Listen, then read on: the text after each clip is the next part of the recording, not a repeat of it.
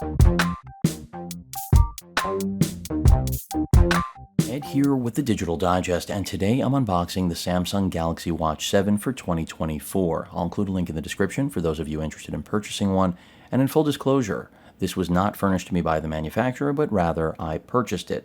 Now, this is not actually for me. I have the Ultra version on the way, and that is Samsung's most expensive wearable ever, but also promises to be the best wearable ever in just about every way. But that doesn't mean that the Watch 7 isn't worth consideration, especially if you're coming from a previous generation that is, well, a few generations back. I think if you have the Watch 6 versus the 7, there isn't a huge difference, but if, like my wife, you're coming from an older gen, like Watch 5, this should be on your radar, especially if you're not interested in the much more expensive and bulkier Watch Ultra that, as I mentioned, should be here in the middle of this week. So what is different with the Watch 7 before I get this out of the box? And of course, hit that link in the description if you want to pick one up. Basically, what you're getting here, I think the most important thing, AI features, which are all part of this launch of the Flip and Fold and the Ring, and of course, the Watch 7 and Watch Ultra. And that is going to bring arguably the biggest improvement to what these watches are capable of doing, and I'll get into that not in the unboxing, but later on.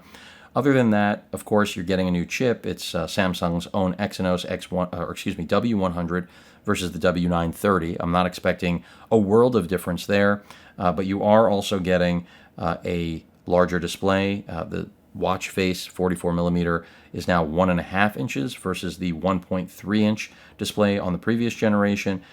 Battery life is supposed to be literally identical, but sleep apnea is now something this watch, along with the Watch Ultra, are capable of detecting. And that's a big deal if you're willing to wear this while you're sleeping, because no watches to this point have had the capability of detecting whether or not someone was suffering from sleep apnea. And some people might think this isn't a big deal, but I will tell you now, as someone who has both friends and family that suffer from sleep apnea, I know exactly how important this can be for someone who's unaware that they suffer from it, because outside of doing a sleep study, there really was no other way other than your partner telling you snore too much. And that doesn't mean you have apnea, but it's one of the first signs, obviously, on the pathway to getting there. So I think that's a big deal. But beyond that, when it comes to pricing, $300 is essentially what you'll be looking at for this. And this is a non-LTE version, for those of you that are wondering. And I think that, again, if you're coming from something that isn't the Watch 6, anything earlier, this is going to make sense. So let's go ahead and get it out of the box. Let's take a look at it. If you want more battery life, if you're looking for more features, then really that's what the Watch Ultra is all about. And that is more than twice the price of this device. I'm not trying to rhyme, but, I do it all the time. And that isn't a joke. I mean, it's $650 US. It's a lot. But keep in mind, with the trade-in offers, which are going to continue after the pre-order window has closed, these are still much more affordable than they may seem. Now, I personally, for one, am not in love with what Samsung has done with the watch bands this year. But again, that's going to be a matter of personal preference. This does look a lot like my wife's 5th gen Galaxy Watch. But again, we have a new processor, a new display, new features, mostly the same, but AI is the promise of the big changes. And then she also has a fabric band. This was thrown in there, so I'll go ahead and crack that open as well so we can see what that looks like.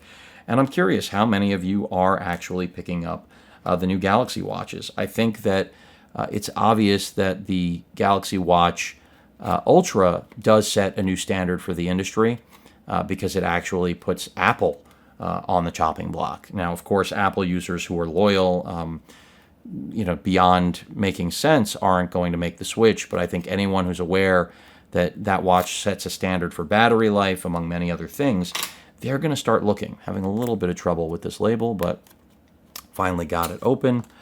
So let's take a look at what the fabric band looks like. And I think it's smart that they do this because, not everybody is going to want this rubber band. So let's see.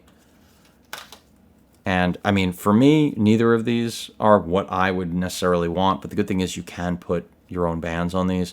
This does have a really low-profile metal clasp, magnetic clasping system, I think, or is it Velcro? It's Velcro. I'm totally misreading this.